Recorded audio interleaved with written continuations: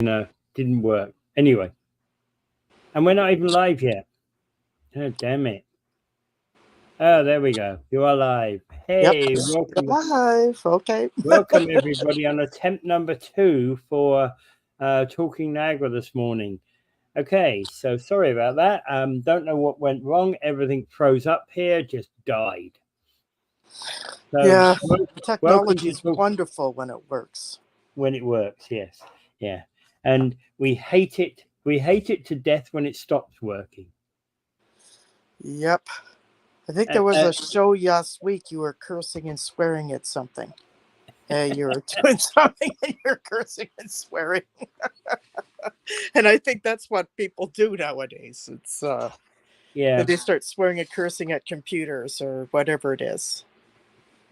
Yeah, that was a scorcher of a weekend we just had, wasn't it?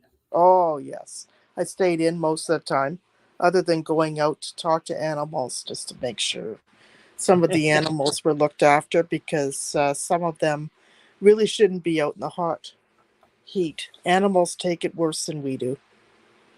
Well, my Melody, she likes to roll out there, be out there all day. But I pulled her in when it rained. Oh, boy. So how old is she now? She's 14. Oh, boy. 14 last Friday. Oh, happy birthday, Melody. Beautiful. Okay. Yeah, I always remember my kitties, too, because I remember when Mimi was... Hello, Chris Simone from Chippewa. Right. Okay, so where we are right now is she was across the street. So Peter. Yep, I'm here. I don't know what's happening with Angela. Yeah, anyway, so welcome Chris Simone. All right. Thank you for being here as always. Okay, so Truedeu was at this the Jasper wildfire site. I suppose that's one of the things that, I'm not going to talk about politics here. It's just you'd expected of the Prime Minister to be there, right? Mm-hmm. And I suppose what you can end up saying is there's always going to be those that will say, yeah, a day late and $1 short. Well, I'd say this is like after global warming and everything, and after most of the park is burned down, then Trudeau shows up. Yeah, but he has to be there. He has to be there, really. I don't know. The park burning down. Well, hopefully, he's going to give some financial support for some people if they've lost things. Yeah. Well, they're talking about. So he's wearing. The press are making this thing out. He's wearing a blue shirt with rolled up sleeves and blue jeans. Right. Well, yeah. I wouldn't be wearing a suit in that situation. I think that's not necessary. You're talking about people who got their sleeves rolled up, ready to do work, right? Yep, exactly. And right? The thing is, and also too, you wouldn't wear a suit to a barbecue either. No, exactly. Right. And so he was greeted with Premier Daniel Smith and the province's safety minister, Mike Ellis. So they didn't really say much at the command center. It was more they were being talked to by the commanders more than anything else. Mm-hmm. Right.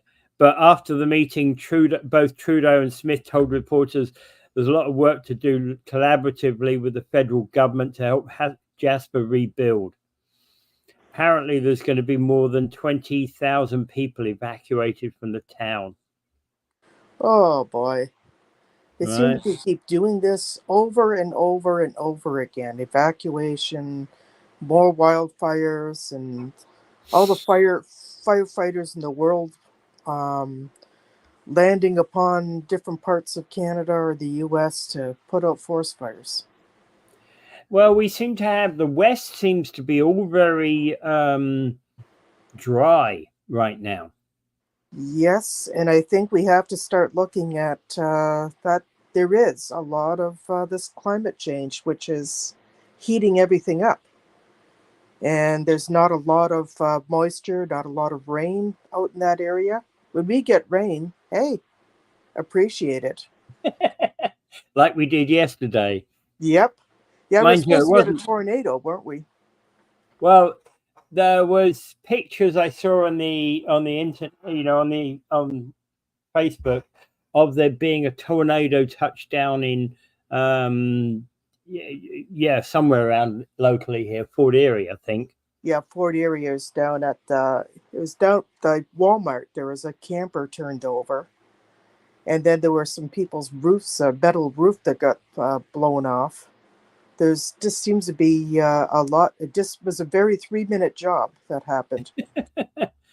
Yeah, but it's but the thing is, hurricanes and tornadoes only happen over a matter of minutes, and that wreaks devastation over a minute or so, a couple of minutes, right? Yeah, And I suppose exactly. for those that are in them, it's the worst minute of their life, right? Yes, exactly. They were talking about it and they were petrified, and people were taking pictures too. They say they saw more than one tornado, Mm. or more than one funnel cloud. Well, the pictures I saw on Facebook actually had a spout going down from the cloud, but you could see under that spout. Yeah, it's just kind of weird. Like I was saying, it couldn't have been more than an F1, like one at F1 or an F2. It wasn't really a severe tornado, but it was Yeah, enough to cause some damage. yeah, yeah, exactly. And well, tornadoes seem to be more prevalent in America than they seem to be in any other continent, or is it just that they're more documented here? I think they're probably more documented. I tornadoes, I think, do tend to take place in certain areas more often than other areas. Yeah. But doesn't mean that it won't happen in another area, but we probably would get them rarely, for example. We've had them before. Yeah, but you see, yeah, and you see with certain parts of the US seem to be prevalent, they got that tornado alley, don't they? Yeah, exactly. Tornado Alley, they often get them. I don't know why anybody would buy a house in Tornado Alley, or they would, or plant themselves where there's lots of hurricanes. Well, But I, people do. I think maybe the hurricane chaser might. Oh yes, you see that they used to have reality shows where they'd actually have the storm chasers, and they Yeah. would actually chase after funnel clouds and hurricanes and different things just to see and take pictures and everything. It's just Well, amazing. but they've done some pretty important experiments as well, because what they've done is they've set off things to actually measure how those storms, how those storms act, because they've like set off like radio, like items that actually go up into the cloud that will swirl around in the wind up there. Yep, yep. They're trying. And they found out how a lot of these actually work. The idea being is that the concept has always been, can we stop them? Yeah, that's another thing too, because there's a lot of discussion. They kind of discussed some of the early warning signs, how people can maybe see Yeah. things early. Hey, so that's one thing that they have done. They even have a way to detect tsunamis early. Hey, well before they happen, so people could evacuate, take off, whatever they need to I do. mean, but again, that didn't save the Fukushima Daiichi power station, did it? Nope. Right, and that part of the problem there is that the Japanese pose all of these, tsunami warnings, right? After, they were talking about. Do you remember the one that happened on the Indian Ocean, the tsunami that hit on the Indian Ocean that Oh killed yes. 300,000 people, right? Um, After that, they were saying about how, how the Japanese wouldn't suffer the same consequences because of the early warning system the Japanese had. And, bang, it happens and nobody even knows it's happening, It just smashes that power station, which was built in the wrong place, Yeah, and that's another example of where technology is wonderful when it works. Well, no, it's about mankind can do some wonderful things, but they can also make some stupid errors, can't they? Oh yes, they missed the signs. Yeah. Yeah, that's horrible. These things with weather, we seem to be getting a lot more of those types of things. The Well, fires out west, we had them in northern Ontario as well. Fortunately we don't have any this year. I remember them from last year. People used to say how smelly that, how they could smell it, even though we were 300 to 400 kilometers away. I was able to. I couldn't smell it. Couldn't smell it at all. Yeah, but I've got a kind of a sense of smell and that sort of thing. I sort of know something's out there. And I just said, but they're not bringing any hot dogs. It's a barbecue without any hot dogs or anything. So yeah. Okay, so we got some. Okay, his usual uniform for acting. That's the usual uniform for acting like he was helping. Oh yeah. Okay. He's talking about Mr. Truedeu, of course. Oh yes. Yeah. Good morning, Niagara. Morning, Karen, Chris. Yeah. And Chris said something was not funny. Okay. Yeah. All right. So, so there's been people. There must have been some. Has there been any deaths in this one out west? This wildfire? I think there was a firefighter who died. Okay. Yeah. That, trouble is with that. Was kind of giving some recognition to that. Yeah, the problem here is that one of the things about this is that we're fascinated by this kind of disasters, aren't we? If there's a ship sinking in the middle of the ocean, we'd get another ship out there just to look at the disaster occurring midstream, wouldn't we? Yeah, we get a lot of people on that other ship and watch another ship. Yeah, it's kind of what we do, isn't it? As a species, we're fascinated by disaster. Mm-hmm. The other ships. If you could get them there, there'd be people on viewing platforms about a mile away from the Titanic. Oh yes, exactly. There's people who would be watching that. Me, I don't get too fascinated by that. I just would like to see ways of preventing these things and having them happen. But unfortunately, these things happen. Well, I think there would, if you charged people and you had time travel tours, right? I think the most popular time travel tour there would be watching the Titanic sink. Oh yes, and I think there are people that would pay to see that. Yeah, I would pay handsomely to see it as well. Yep, exactly. Just to go back in history and watch some event like that. I think the Titanic would probably be one of the the world's biggest booked event, wouldn't it? Mm-hmm. If you could go back in time and watch. Yeah, that is interesting how people would watch that, and I think what's happening now with the wildfires, everybody's being evacuated. This has been happening with when it's happened up in Northwest Territories. One of our old colleagues at the office, he was caught up in it, and then he was evacuated down to Alberta, where he was staying at one of those shelters. Yeah. So they've got bus tours of the devastation for residents whose homes were lost or damaged on Monday. Right.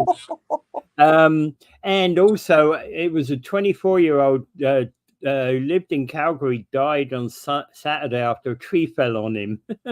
Oh my God. Mm, Yeah. yeah. You live But in those and wooded you areas. said um you said actually there was a firefighter that was killed as well. Yeah, there was a firefighter that was killed as well. Yeah. Yeah. That's stuff that's happening more and more. Like there was a map that was showing where all these wildfires are taking place. A lot of them in the U.S. to mid to the western part of the U.S. and then ours is in Western Canada primarily. Although last year we've had some horrible ones up in Quebec and Ontario, Northern Ontario. But we've been lucky so far, not having any. We've been Yeah. having a good rain season too, so that helped. Well, we that said, we had a rainstorm, of course, yesterday, and we haven't exactly had, we've had either blistering hot summer or rain, Hmm. right? The rain This sort of comes out of it. Like we had so much humidity, then you hope that the rain makes the humidity go away, but after the rain's over with, the humidity comes back. Yeah. Okay. Karen says the insurance companies are trying to get away from claims saying the tsunami comes from the other direction.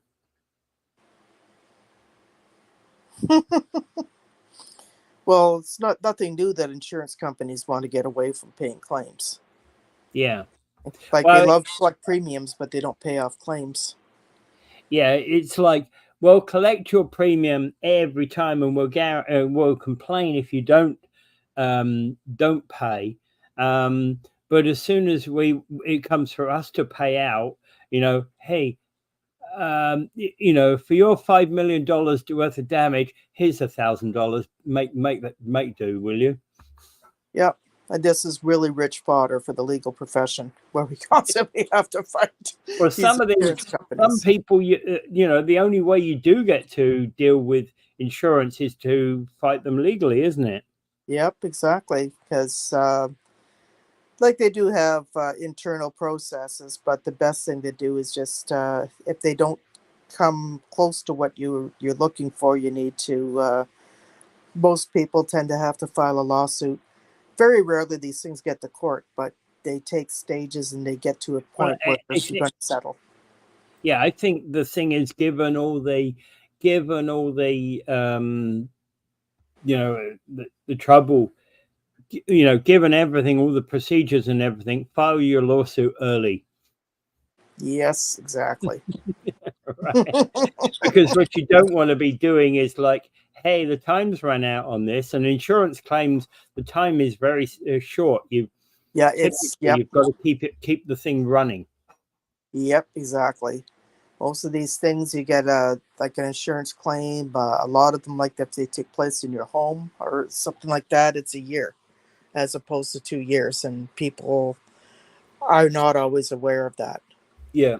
Well, in fact, actually, that's the point, is that it's a year from the point at which the thing occurred.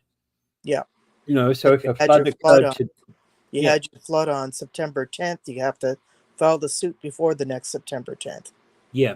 And the point being is that and very often there what you've got to do is actually file the suit, even if you don't end up taking them to court. The suit Yep. is there just to keep, it's the hammer over their head, isn't it? Yes, exactly. You imagine, well, you imagine, like, typically today what they're looking at, many insurance policies for homes and that, probably in the region of $1 million, Yes, exactly. right? Maybe more, depending upon what home you've got. Maybe a lot more, because in fact, that $1 million is actually the real rebuild cost, and very often that starts with basically redoing the plot of land, you know, Hmm. Exactly. Even the knocking land would everything be all down. damaged Yeah. and messed up, so they would have to go in and regrade it and everything else and replant Oh yeah. some things. Like, oh God, must be a mess. But now what I'm hearing is that insurance policy, people are not getting insured in some parts of Canada and US Well, where they yeah, don't because have of the deductibles type of thing. yeah. Well, in fact, actually, it's almost the first thing that goes when you lose. You know, when you've got no money, if you lose a job or something, you don't pay your insurance, do you? Yes, exactly. Right. They said with all the fires, you can call your insurance company now to see what your coverage is. Absolutely.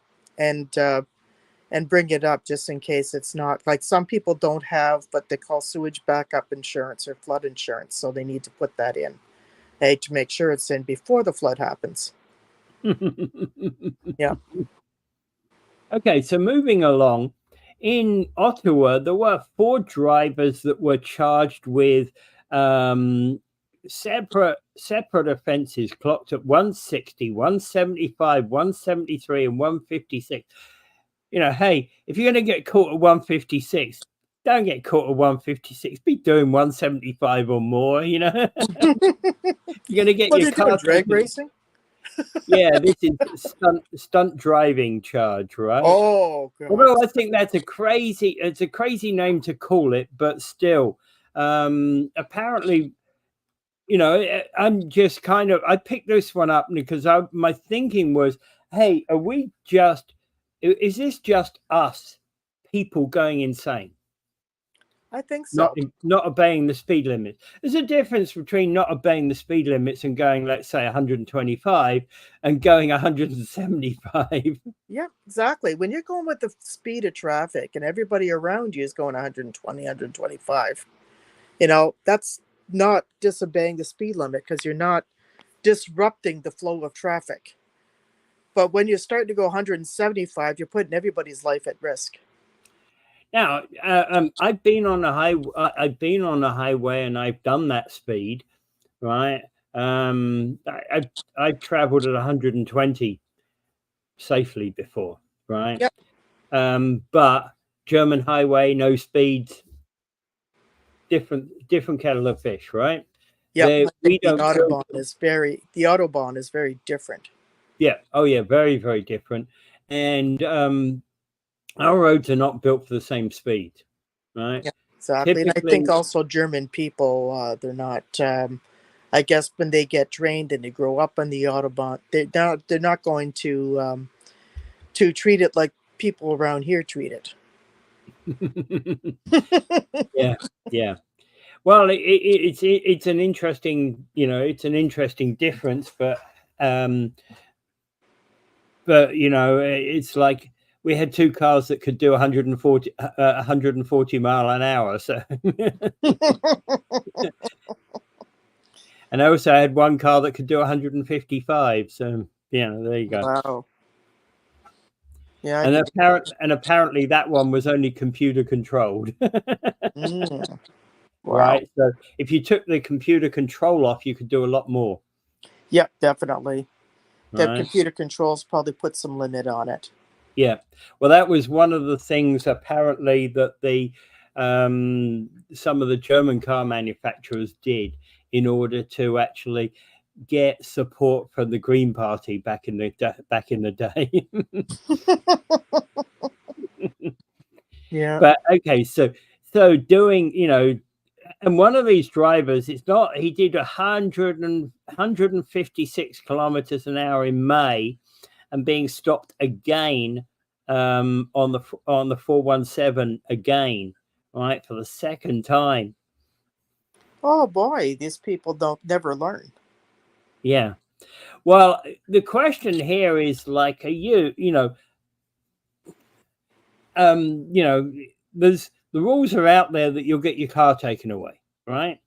Why don't they learn? Why aren't they learning? Yeah, they don't learn. I mean, maybe they should have the car taken away permanently. Okay. Or their license taken away permanently. Yep, exactly. There's a lot of people who'd like to have the driver's licenses, and here they not taking that seriously.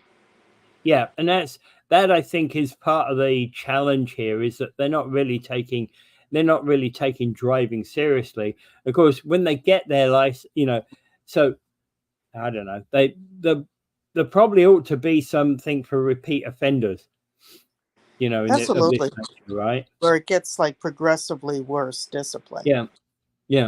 You do it the first time, and there's the shock of that, right? You do it the second time, and maybe you get a year's ban from driving or something. Yeah, there should be something like that. And the only thing is, what generally happens is that they come to somebody like us, and then they get the whole penalty talked down and negotiated.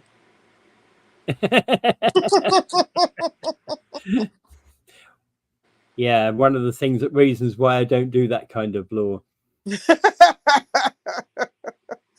Yeah, there are some people who do, and but however, but they do have to pay for it. It's like anything else. You're doing things like that, you should be paying for both the legal fees as well as any fines or whatever could come out of it. Well, and the reason, of course, why a lot of people will pay legal fees is that actually that's in order to help them often avoid the worst penalties that there are. Yeah, exactly. Right? It could Because cut out. You could maybe talk it down to some kind of speeding charge or whatever, yeah, depending on the circumstances. There's lots of ways that could be discussed. But it has to take like a thorough review of the disclosure and so forth. And well, also, yeah, what were you and, thinking? and of course things like that are actually made for you can assist the first time offender, right? Yeah. A lot easier than you can assist the person who's doing it 5 or 6 times. Oh yeah, when they come to the 5th or 6th time, I said, well, You're going to be taking what you get, and they could be, these people could be thrown in jail. Yeah, well, it's better to have a disclosure bundle this thick than a disclosure bundle this thick. Well, that's particularly when somebody lies about it and say, oh, this is my first time, I've never been caught before. Yeah, And then, well, we'll find out. we'll find out. Yeah, Yeah. All right, moving on. Venezuela. Venezuela's in turmoil right now. So the opposition leaders, Edmundo Gonzalez and Maria Corina Machado, have called upon officials to join the side of the people after the president Nicolas Maduro has basically caused a post-election crackdown. Ooh. Is that the guy who doesn't want to see that he lost an election? Oh, he immediately declared they had an election, and before the votes had even been counted, he declared himself the winner. Ooh. Does that sound like somebody that we know? It's like, hey, yeah. So hey, that is kind of odd, but and this is only a week ago when this election occurred, but basically they've declared themselves, he's declared himself the winner. Of course, Edmundo Gonzalez has also declared himself the winner, and they basically claimed, but nobody's actually counted the votes, I don't think. Ooh. Don't they think that don't they have these things where United Nations or somebody comes by and supervises elections? Yeah, normally they do on these sort of things, especially those states that have got have got a history of election problems. Yeah, because this usually, sounds like it is. This sounds yeah, like it's one of those states that need it. yeah, and usually usually it's after the second or third or fourth time when they've held these fake elections that have never gone anywhere. The one that always fascinated me was Robert Mugabe getting 110% of the vote, Oh. where nobody left their house because they were too afraid to, because they were told anybody goes out to vote and and you could be killed. Yeah, Right. that's like a lot of these countries, even in countries like Russia, where that is so fake. Yeah. Yeah, and the thing is, then he goes in, oh, I got 95% of the vote or something. Yeah. Right? Nobody ever gets 95% Nobody of gets the that. vote. Like he might get 50% of the vote or something if he's lucky in democracy. Because you Yeah. have people who, like, if you really run a true democracy, you'd have votes all over the map. Yeah. Absolutely, you would. Mm-hmm. And nobody, and there's always going to be there's always going to be 5,000 votes for the nutty outsider as well, isn't there? Yep, exactly. So Venezuela's in deep trouble right now, I would categorize them. Probably impending civil war, I wouldn't mind betting. Oh yes, they're going to have a big. Well, they seem to be having these daily demonstrations and protests of different sides, and I Well, hear they're trying to get the army to side against Maduro, but they're not having much luck with that because Maduro's got a tight control on everything. yeah, and basically they're saying more than 2,000 people have been imprisoned on terrorism charges, and human rights groups say at least 22 people have been killed by security forces on or pro-government gangs. Oh God, You know, God. yeah, you see, it's what I mean. Civil war is coming for Venezuela. Oh yes. No wonder so many people have left Venezuela to move elsewhere. Yeah, And yeah, you have you to don't want wonder. to live in a place where there's so much political unrest. Yeah, yeah, exactly, and no wonder people are leaving the place. Hmm.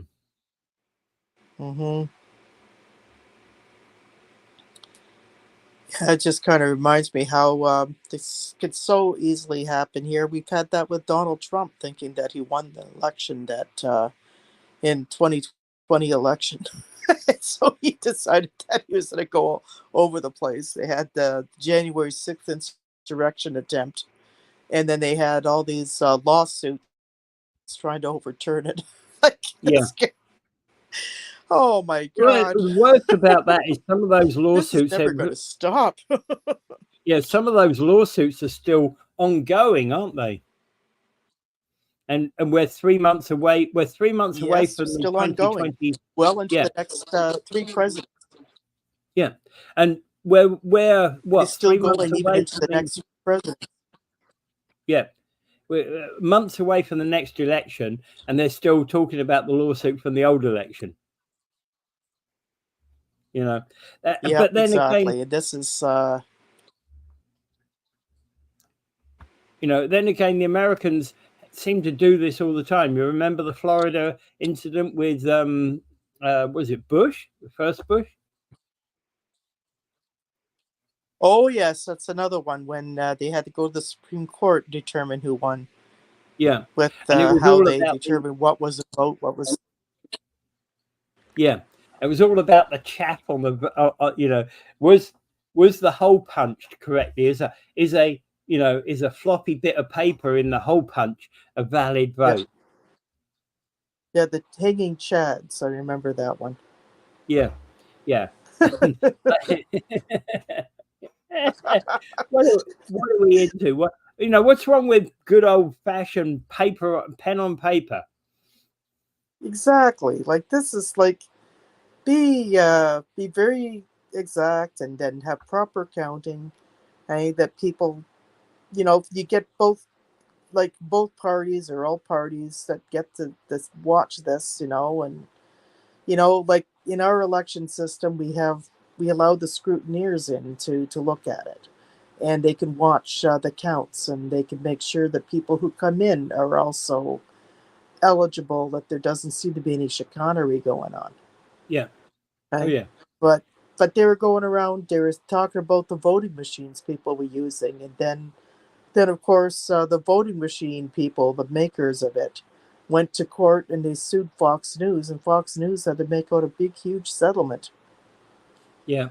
Well, and to prove there was nothing wrong with the voting machines, I never for a moment doubted there was anything wrong with the voting machines. Those kind of companies, they live on their reputation of, accuracy, right? Absolutely. Absolutely. These things are tested and then tested again. Yeah. Okay, to make sure that it goes through the way the voters intend it to go through. Yeah. Yeah. And those companies cannot afford to get it wrong. Right. It makes a nice story to say that, hey, everybody, every one person, for every one Biden vote, there were 2 Trump votes. No, it wasn't the way it happened. Voting machine companies can't afford to do that kind of thing. Yeah, exactly. They're very careful. Yeah.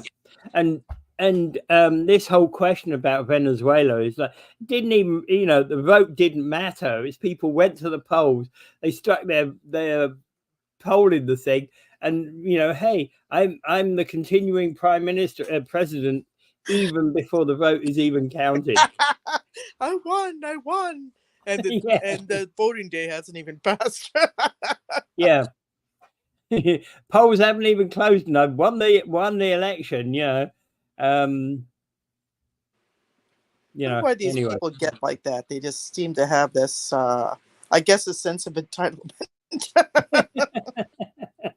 Yeah. I don't know.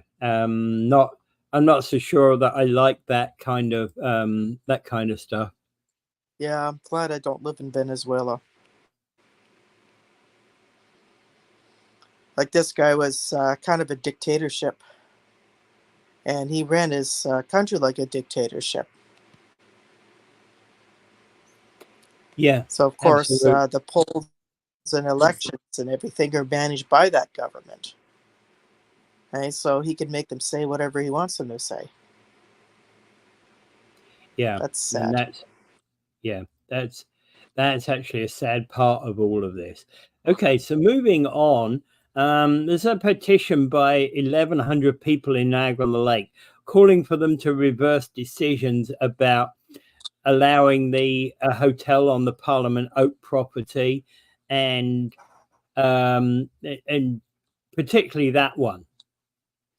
Oh yes. Yeah, and Right? then they don't take the chances. When I was reading that article, it said that they don't like to take the chances because they'll lose anyways, because if they go against the developer will win at the land tribunal. Or it's just, I don't know, it's kind of a defeatist attitude taken by town council. Well, it is in a way, and basically I understand why local people there are very angry over this place, because it potentially has a lot of history there. But does that mean, the trouble is, one of these things that when they built the school, do they know for sure that actually was the site of the old Parliament? Right? Did they destroy anything when they built the school? Yeah, Potentially, that's yeah, because you're talking about, this is a school that is just a standard, what would you call it, 1950s or 60s building. Isn't that, it's not an exciting building. To be quite honest, when you look at the building, you think, well, blow it up and we'll be saving our environment. If you get what I mean. yeah. Right? Because it's nowhere near exciting. But yet the thing is about this is that supposedly it occurs to me that if there had been any destruction of history, it would have been back when they built this school. Yeah, exactly. I mean, having to the original Parliament, where people may not know, but Parliament used to sit in Niagara-on-the-Lake. Well, yeah, exactly. And it wasn't for very long, but it was long enough that you know, at least it's a historical site. Yep, exactly. But they call that the Upper Canada, or yeah, Yeah. when they used to start holding parliamentary sessions. The other one is this one at the is the one. Where is it? I came across it and lost it. The other development they're complaining about is the one at White Oaks Resort. They're talking about they want to put 2 towers up there, one with 25 stories, residential development next to the White Oaks Resort and Spa property, and they complained about that one as well. Well, this is what's happening. Like, they just want to put a whole bunch of tall buildings in and among neighborhoods or locations where tall buildings like that were probably inappropriate, and it'll probably stick out like sore thumbs. Well, yeah, and exactly. It would be an oddity. I don't. Generally speaking, in an area like this, 25 stories is, you know, do we really need a 25-story tower anywhere in the Yeah, Niagara region? yeah, especially when it's not even going to be half filled. Yeah, and that's the thing that bothers me is like, how do we know? You know, how full are they going to be? Exactly. Right. And I'm presuming this land is actually owned by White Oaks Resort, Mm-hmm. right? Because it's that section of land that's in off the highway there. But you know, in a way, first thought on that one was that okay, two 25 story, one 25 story and one smaller tower wouldn't be problematic there because you know, because it's away from the main town center, you know, but it would certainly add to the volume of traffic in that area. Yep, volume of traffic. It's just further development that sometimes I think that isn't needed. Like, I always look at how much development do you need, and I look at the weekend we had a coyote in our front yard. Mm. You know, we're taking away their habitats. And actually, that the reason you probably got the coyote in your backyard is most likely because they've been driven away by some new development that's going on. Exactly. Somebody is chopping into their land. Yeah, and consequently, they need to start rebuilding habitats and then putting them into sanctuaries where they could live and close as much to their natural habitat as possible. Yeah, Okay? take them out of town. Yeah, so that they have a place they can build their dens and go fetch food and so forth, and just be natural. Right? Well, of course, Great. the other Well, thing it's not about natural for them to go out because they're going out looking for food, and yeah. Well, yeah. the other thing, of course, about that is that domestic animals like cats often then become the food, don't they? Oh yes, that's why I'd never let my cats out. Never. They're in here where they're nice and safe. And this is a thing like a lot of people have, and I was reading about people who found their cats outside, mauled over by a coyote. Yeah, yeah, And you wouldn't want that unless you got a cat that would be real scratch back, you know. yeah. Well, yeah. Basically, so there's a petition is out there about what they so some of the reasons those have been the two basic ones that have been passed recently is the Parliament Oak school property and and the White Oaks Resort residential development. And this Um, is going to have a hard. They're going to have a hard time trying to reverse that. Right? I think they are. You know, maybe they. You know, certainly I don't think they'll manage to reverse the White Oaks one. But then again, getting spades in the ground seems to be a constant problem at the moment with Yep. any new development. Because what they do is they say, "Oh, new condos, $800,000 each. Hey, for a 600 square foot condo." Hey, like who's going to buy that? Yeah.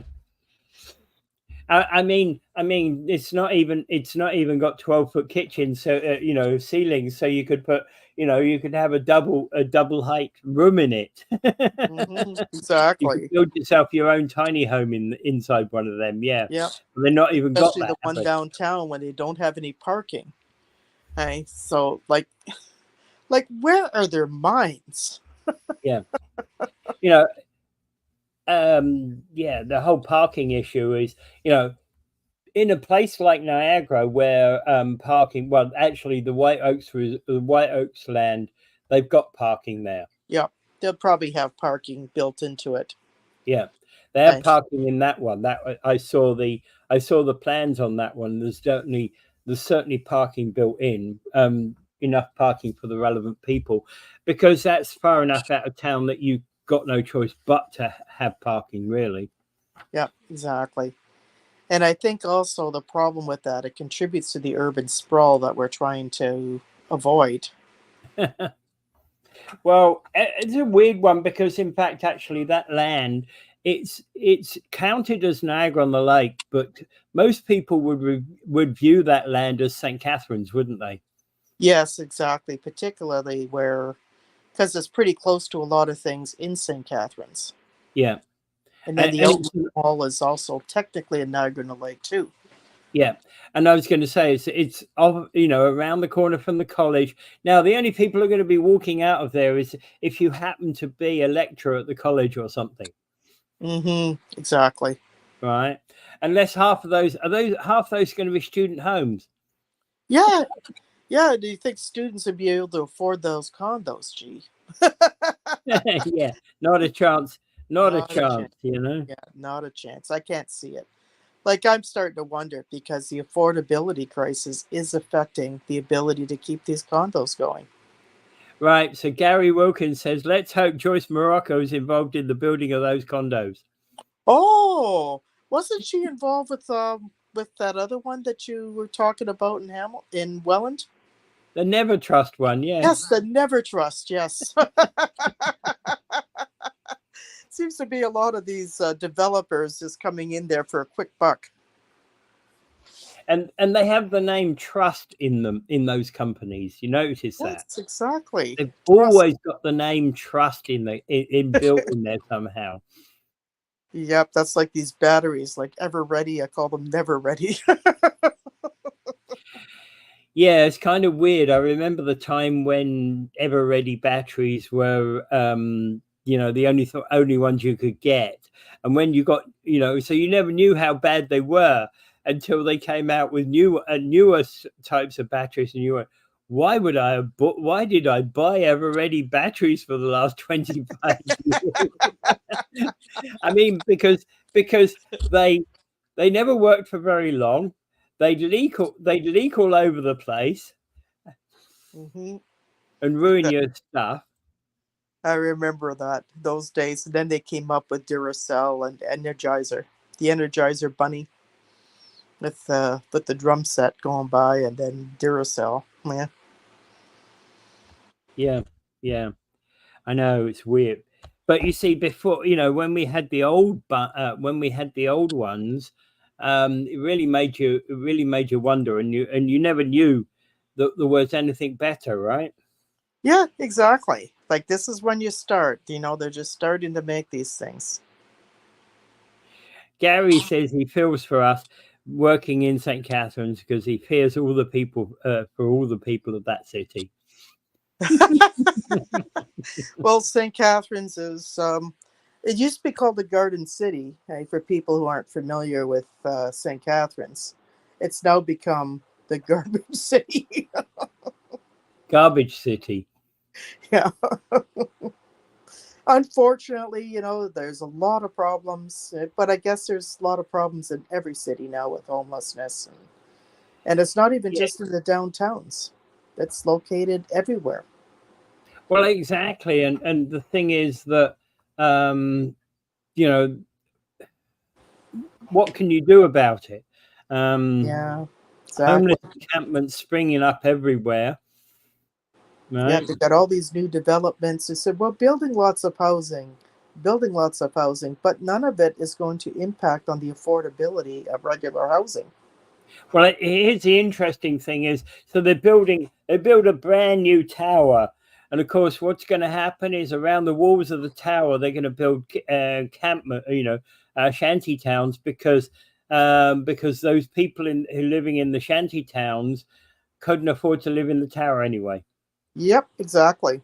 Exactly. And this is what they Right? have to consider. They're in Toronto, I think, or someplace. They said that if you're going to be building even a condo or another rental property, that certain percentage of them had to be affordable housing. The trouble is, nobody's come up with what that definition of affordability is. Exactly. There has to be something there. Like it doesn't have to be rent geared to income, right? There should be enough of those. But there also has to be affordable housing for just the rest of us who just simply cannot afford to live in luxury rentals at $3,500 a pop. Well, I think the vast majority, when you look at the fact, you just have to look at the population of this region to know that we can't afford those. We can't afford, to be paying 3,000 or more because people are, that takes away 90% of people's income. Yep. Because, like, if you go by the formula that the federal government had, where rent should take no more than 30% of your income, Yeah, it would imply that you got to be bringing home $10,000 a month. yeah, yeah, And and who does that? Like, unless you work exactly. in the government or a politician or something. Yeah. Yeah, but even so, even a local government politician isn't going to be earning that much. Yeah, And but you're dealing with other people who work in the government, like your CAOs and your fancy people who are up at the heads of different departments. Like, I don't know, like six-figure salaries. There's more and more people making them, but then there's a lot of people who aren't making them. So there seems to be a more of a divide in terms of income today, yeah, and the yeah. ones like the ones that are making the six-figure incomes are not going to be moving into these places because they already have a place that they have and then enjoy, and they might own multiple properties. Well, they might move into one of these Yeah. places. Maybe they buy it for their girlfriend or something like that. Yeah. you know, Yeah. have the wide affairs and things like that. Oh yeah, just for the sake of doing that. Yeah. Yeah, because that's the problem, and they have to consider who they're building for, and the government doesn't even have a handle on that. Yeah. Right? Okay. Whatever happened to those political leaders stating as a state of emergency that literally went nowhere? Yeah, I kind of thought that that was going to be the case when Niagara Region voted to have the state of emergency declared. Hey, and I said, okay, now what is this going to do? Well, Hey, the intent of the state of emergency declaration was really one of trying to say to the government above on the level above, hey, we got a real problem here. so they were crying chicken little. So they're trying to say, okay. So they're trying to see if they can get more bucks. Yeah, essentially that's what it is. But then again, look at when you think about it, the government's got a pot, which is 100% large. So you're telling the government, like every other municipality, that we've got a real problem here, and the government just turns back to you and says, "Yeah, what do you want me to do about it? I've only got a pot that's 100% large." Yep. You know, Yep. I can't Exactly. grow the percentage. I can't do anything with it. I can't solve your problem.